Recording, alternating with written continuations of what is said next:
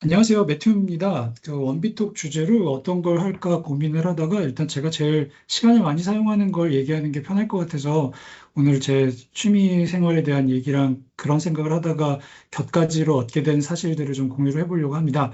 제 취미는요, 책 읽기예요. 누구나 어린 시절에 다 기억이 나는 좋은 책들이 있겠죠. 처음에 책 읽는 게 너무 재밌다라고 생각했던 책은 이 책이었어요. 80일간의 세계 일주라는 책인데 줄 베른이 썼던 거고 그 당시 80일 동안 세계 일주를 할 수 있는 걸 내기를 한다는 뭐 그런 내용이었습니다. 이 책이 아마 제가 국민학교 때 읽었었는데 재밌는 책인지 몰랐어요. 모험 소설인지도 모르고 읽었는데 너무 재밌어서 그날 밤을 처음으로 책 읽는 걸로 꼴딱 샌 적이 있어요. 아마 그 당시 이 책이 그 기술에 대한 좀 낙관주의를 좀 담고 있는 책이었거든요. 기술이 발전하면 우리가 어떤 미래를 살 거다 이런 걸 보여줘서 그런지 물론 줄베른이라는 작가가 해저의 말리나 그런 책에서도 그런 걸 많이 보여줘서 그런지 어쩌면 제가 기술에 대해서 되게 낙관적인 태도를 갖게 된 것도 아마 이 책이 처음이 아니었을까 싶어요. 그래서 저는 책을 읽기 시작을 했고요. 여가 시간이나 쉬는 시간에 뭘 하는지 분석을 좀 하는 편이었거든요. 2007년부터 데이터는 정리를 했더라고요. 여기 표에 보시면 제가 2007년에는 제가 사용하고 있는 여가 시간에 미디어를 이 정도 소비를 하다가 이렇게 오르락내리락 하는 그래프를 보실 수가 있는데 아마 제가 좀 마음의 여유가 있는 때는 좀 이런 걸 많이 쉬는 시간에 많이 소비를 하다가 바쁘고 여유가 없으면 좀 줄어들고 이게 이렇게 반복되고 있는 것 같아요. 근데 여기 있는 표들 중에서 일부는 책 읽는데 사용하고 영화를 본다거나 뭐 게임을 한다거나 그렇게 나눠져 있는데요. 책만 따로 분해해 보니까요. 보시면 저도 2017년 이전까지는 그냥 보통 여느 평범한 사람처럼 한 달에 한 권이나 두 권 정도 보는 수준으로 책을 계속 읽었더라고요. 근데 2017년부터 갑자기 책 읽는 양이 좀 많아졌는데요. 2017년에 미디어 소비 시간을 보면은 이때 좀 줄어들었어요. 그런 거 보면 바쁜 거랑 책 읽는 거랑은 별 상관이 없는 것 같아요. 여튼 2017년에 늘어난 건 그때 기록을 찾아보니까 제가 이때부터 이북을 좀 읽기 시작을 했더라고요. 그러다가 2019년에 이북으로 읽어서는 좀 책 읽는 속도가 너무 느리다라는 생각이 들어서 읽는 속도를 좀 늘리기 시작했습니다. 그래서 2020년에는 100권을 1년에 100권 이상의 책을 읽기 시작을 했는데요. 이때 제가 노트를 쓰기 시작을 했어요. 책을 읽고 나니까 이때 읽었던 책들이 기억이 안 나더라고요. 그래서 책을 읽고 나면 그 책에 어떤 내용이 있었고, 그 다음에 나한테 어떤 생각을 남겨줬는지를 노트를 하기 시작을 한 게 이때였고요. 그래서 21년에는 130권, 140권 조금 안 되게 읽다가 작년에는 다시 90권대로 떨어졌어요. 이때 제가 왜 이렇게 떨어졌냐고 찾아보니까 이 노트 쓰는 게 너무 지겹더라고요. 요 2년 동안 책을 읽고 나서 노트를 쓰는데 인터벌이 거의 한 달 이상 걸릴 정도로 읽는 속도를 노트 필기하는 게 정리를 못 하다 보니까 요때는 책을 두꺼운 것만 읽었더라고요. 보통 이렇게 막 1kg짜리 이상 책만 읽어서 이렇게 줄어들긴 했는데 여튼 노트를 남기는 데는 좀 스트레스를 덜 받았던 그런 시기를 보냈습니다. 그래서 1년에 한 번씩 어떤 책들이 가장 기억에 남는지 이렇게 그 기록을 해놨어요. 그래서 오늘 이 시간에는 여러분들께 제가 읽었던 책 중에서 제일 기억나는 책들 중에 좋은 것들을 좀 공유를 드리려고 하는데요. 사실 제가 책 얘기 많이 해요. 제가 책을 추천드리면 다들 한 번쯤은 속으셨다가 두 번쯤은 절레절레 하시더라고요. 뭐 일단 그래도 제가 남들이 저한테 책 소개할 때 저는 되게 고맙고 그러거든요. 그거 꼭 찾아보고 그래서 저도 공유할 수 있으면 좋겠다는 생각에서 하나씩 알려드리면 2020년에 읽었던 책 중에 이 두 권이 특히 기억이 났는데 이 책 같은 경우에는 내가 할 수 있는 것, 내가 할 수 없는 것들을 나눠서 어떻게 결정해야 되는지 굉장히 논리적으로 접근해요. 이렇게까지 내 결정을 논리적으로 할 수 있을까? 그런 좀 의아했고 이 책은 약간 종교책 같지만 사실은 종교책이기도 합니다. 근데 옛날 고전이나 성서나 그 종교 관련된 책들을 고고학적으로 접근하라는 얘기를 소개를 해요. 그리고 그 고고학적인 접근만으로도 영적인 단계에 이를 수 있다. 뭐 이런 얘기를 하고 있는데 무척 즐거운 책이었습니다. 21년에는 신화와 소음이란 책이나 그 마이클 샌델의 공정하다는 착각이 제일 인상 깊었는데요. 신화와 소음은 책 제목이랑 막 이렇게 빨간 딱지 붙은 거에 비하면 되게 재밌어요. 도박을 하는 사람이 어떻게 해서 이겼는지 세상의 정보를 신호가 있지만 그 중에서는 대부분이 다 소음이기 때문에 어떤 정보를 얻어야 되는지를 명확하게 이론적으로 설명한 책인데 굉장히 어려운 얘기를 되게 재밌게 풀어서 이 책도 추천할 만하고요. 여기 이렇게 막 빨간 딱지 붙어 있으면 우리 좀 혹하잖아요. 공정하다는 착각은 너무 유명하죠. 이거는 성공한 사람들이 실제로는 그 사람의 노력보다는 그 사람의 후광의 영향을 많이 받았다라고 얘기를 하면서 그 당시 미국 정치를 굉장히 많이 까는 그런 내용인데요. 저는 그보다도 좀 겸손해야 되지 않을까라는 생각을 가져서 무척 좋은 얘기였어요. 이 시대는 나쁜 교육이라고 하는 생각이 났는데요. 나쁜 교육은 사실 예전에 제가 저기 사람들한테 소개했던 그 불안 세대에 쓰신 그 부분이에요. 불안 세대가 요즘 아이들이 왜 불안하고 왜 그렇게 정신적으로 나약한지를 설명한 책인데 그 책보다는 저는 이 책을 더 추천을 드려요. 이게 그 조나선 하이트의 교육에 대한 사고방식에 더 기본이 되는 책이라서 같은 내용을 하고 있지만 이게 좀 더 학술적이고 더 좋았던 책 같고요. 물고기는 존재하지 않는다는 과학책 같으면서도 어찌 보면 어떤 사람이 전기 같은 책이기도 해요. 데이비드 스타조던이라는 물리학학자의 기록을 쫓아가면서 사실은 그 사람이 과학계에 아무런 도움을 주지 않았다는 것들을 딱 얘기를 하면서 이게 반전을 딱 주는데 저는 이 책 보면서 그날 밤에 잠을 못 잤어요. 이거 다 끝까지 다 보느라고요. 이 책도 그래서 추천을 드리고요. 23년에는 진지하면 반칙이다라는 책을 특히 좋았는데요. 이 책은 산문집이에요. 이 류근 시인이 산문집인데 이분이 되게 외롭게 사시는 것 같은데도 굉장히 재밌게 사시면서 되게 시니컬해요. 그래서 글들이 너무 마음에 들어서 이건 처음에 이북으로 봤다가 책으로 또 다시 사서 끝나면 그냥 한 번씩 꺼내보면서 읽는 책으로 가지고 있어요. 얼마 전에 이 책 얘기 사람들하고 했었는데 이 데이터는 어떻게 인생에 부여되는가는 살면서 겪는 모든 일들을 데이터로 분석하면 어떤 일이 벌어지는지를 소개하는 책입니다. 이거 되게 웃겨요. 재밌어서 뭐 저기 어떤 일을 하면 진짜로 행복한지를 알려주는데 저는 이 책을 보고 웹서핑할 때는 꼭 술을 마시면서 웹서핑을 하는 버릇이 생기기도 했어요. 작년에는 좀 인문학적인 책이 더 즐거웠는데요. 제오도살장이라는 미국 소설이 있어요. 커트 보니것이라고 영미 소설계에서는 꽤 유명한 분이에요. 이분이 우리나라에게 알려진 건 옛날에 알쓸신잡에서 고양이 오람이라는 책을 소개하면서 알려지게 됐는데 그분의 사실 대표작은 이 제오도살장입니다. 반전주의 책인데도 굉장히 환상적인 이야기를 그려내는데 전쟁에 대해서 좋다 나쁘다를 얘기하지 않아요. 근데 기본적으로 그 반전 사상을 되게 시니컬하게 표현해서 저는 너무 좋았고요. 그리고 1980년대에 쓰여졌던 이효령님의 그 축소지향의 일본인은 저는 작년에 읽었거든요. 이 책이 굉장히 재밌습니다. 지금 봐도 일본인을 정확하게 짚는다는 생각이 들고요. 더 재밌는 건 이 책이 일본 너 이렇게 살면 안 돼를 되게 노골적으로 비판을 해요. 근데 이 책이 1980년대 출간된 책입니다. 그러면서 일본 사람들이 사고방식을 바꾸지 않으면 신체기를 겪게 될 거다라는 걸 설명하는 책인데 예언대로 됐죠. 이 책은 이효령 작가님의 책은 되게 여러 권 읽어봤지만 이 책이 정말 그중에서 백미가 아닐까 싶어요.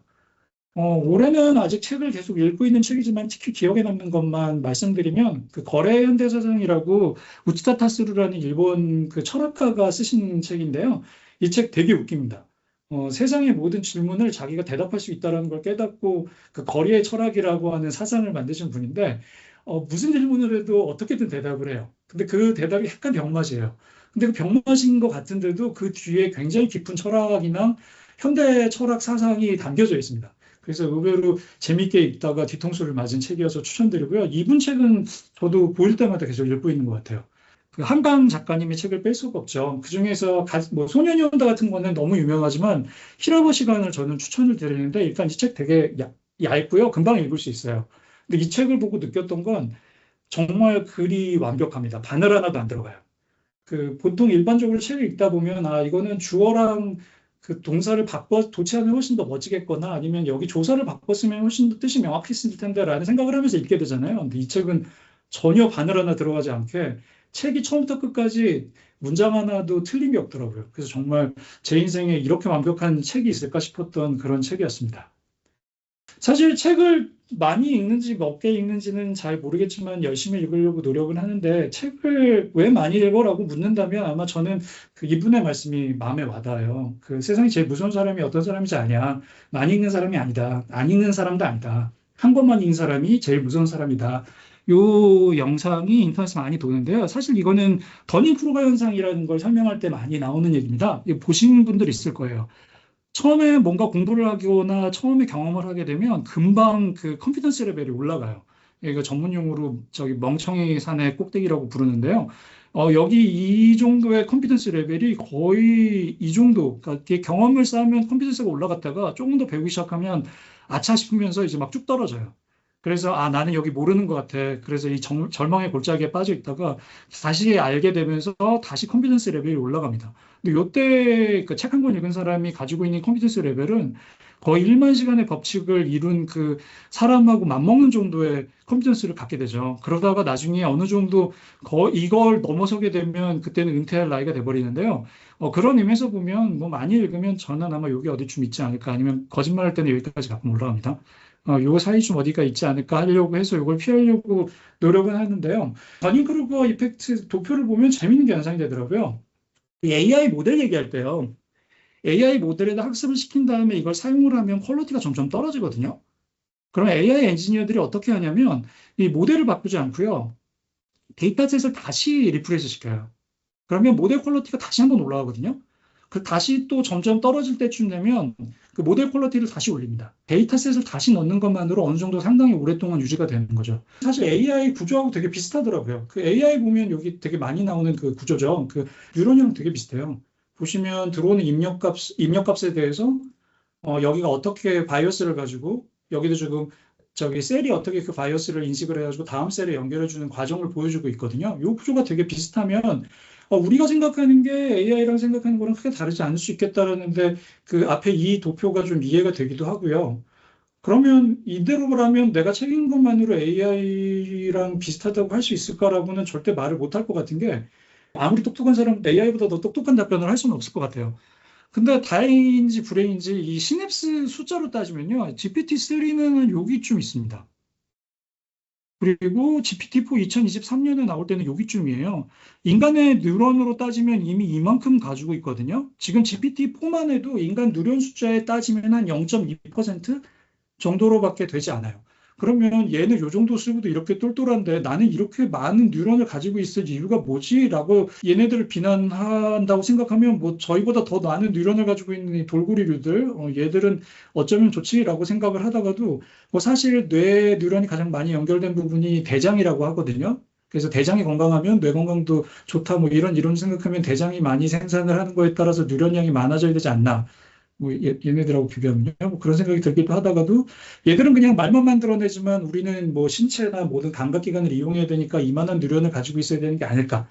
챗GPT-3가 나왔을 때가 2020년이고요. 4가 나왔을 때 2023년이거든요. 3년 정도 걸렸을 때 요만큼 증가를 했어요.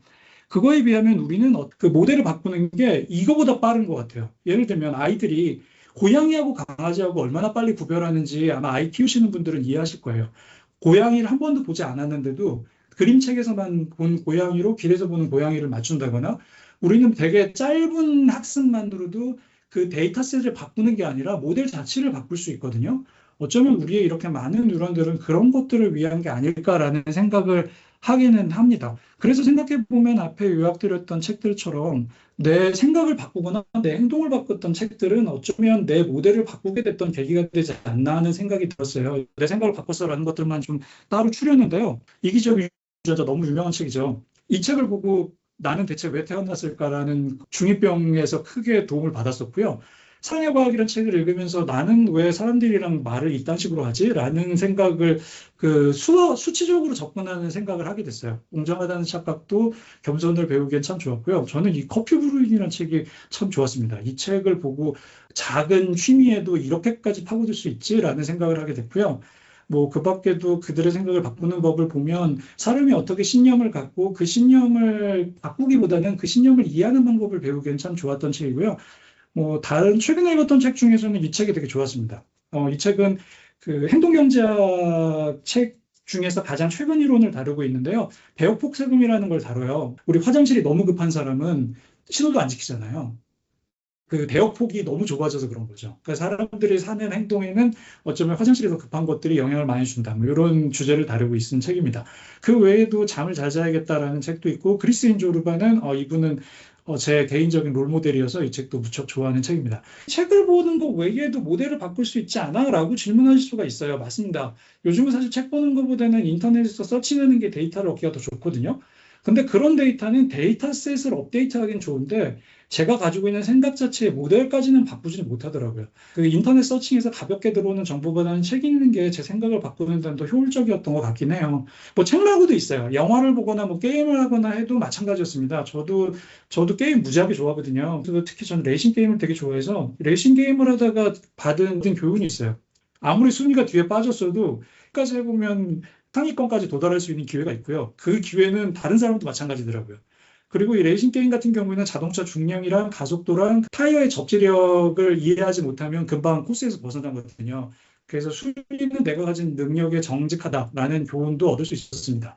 뭐 그러면 게임이나 영화 보고도 내 모델셋을 바꿀 수 있지 않을까라는 생각을 할 수 있는데 생각해보면 이걸 얻기까지 제 게임에 보낸 시간이 책 한 권 읽는 시간에 거의 100배는 더 되는 것 같아요. 그래서 저는 제 게임보다는 책 읽는 거를 더 추천을 드립니다.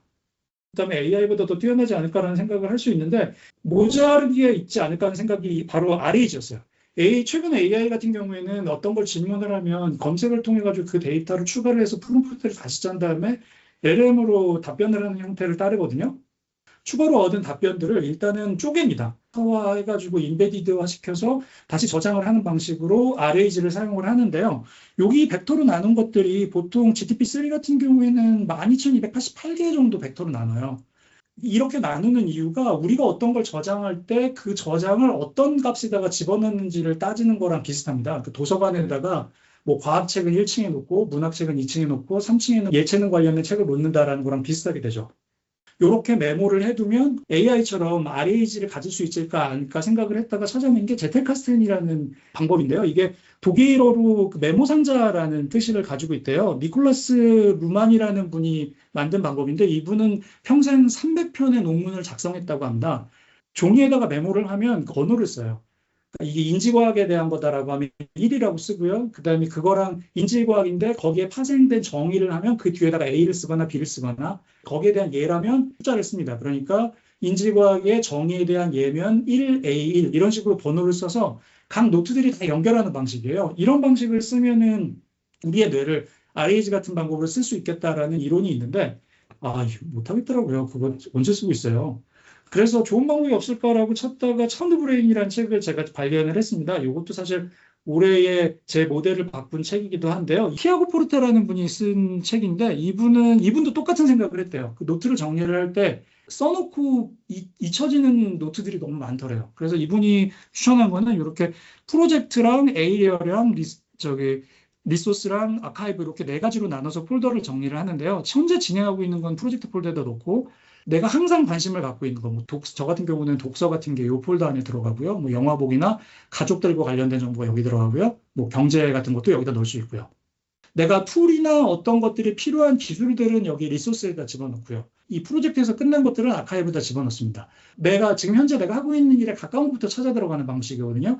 그래서 저장된 내 메모를 서치를 할 수 있고 그 서치를 통해서 주변을 이렇게 브라우징을 하는 거죠. 이 브라우징은 태그를 통해서 할 수가 있습니다. 그 컴퓨터에 들어있으니까요. 그러면 그 태그를 통해서 다른 정보를 얻다가 이런 게 있었지. 그리고 새로운 생각을 얻을 수가 있다고 합니다. 그래서 저도 이게 가능한가 싶어서 제가 가지고 있던 메모를 컴퓨터 하나 툴에다 다 모았어요. 우리 보면 내가 지금 무슨 생각하고 있지? 그런 뇌 그림 같은 거 있잖아요. 이거 보면 딱 그렇게 볼 수가 있더라고요. 여기 각각의 노드들이 내가 관심을 갖고 있는 것들에 연결되어 있는 것들인데요. 어떤 일이나 자료를 찾다가 그 메모가 생각나서 보면은 그 메모하고 연관된 것들을 금방 찾을 수 있어서 무척 좋았습니다. 결론을 내릴게요. 책 얘기하다가 너무 엉뚱한 데로 가버렸는데 결론을 드리자면 책을 그러면 얼마나 읽으면 좋을까라는 생각을 하게 되잖아요. 우리 남아수도 고고서라는 얘기 들어보셨죠? 사람이 살면서 평생 5수레의 책을 읽어야 된다라는 그 장자가 했던 얘기를 시인 두보가 다시 알려진 이야기라고 하는데요. 수레에다가 책이 아니라 이때는 아마 주간이었을 테니까 그렇게 많지는 않았을 거예요. 근데 요즘은 뭐 한 1톤 트럭 정도 되지 않을까 싶어요. 1톤 트럭 5대 분량의 책을 읽으면 될 것 같은데요. 보통 책 한 권이 500g 정도 되거든요. 그 5톤을 500g으로 나누면 한 10,000권 정도의 책을 읽으면 됩니다. 뭐 10,000권 하니까 뭐 괜찮은 것 같습니다. 그 기록을 남기기 시작한 이후에 읽었던 책들을 빼면 한 9,000권 정도가 남더라고요. 그리고 지금 제 나이에서 제가 죽을 때까지 남은 기대 수명을 따져 계산을 해보면 한 31.4년 정도 남았거든요. 1년에 제가 287권만 읽으면 남아수도 5고서를 이룰 수 있다라는 결론을 얻게 됐습니다.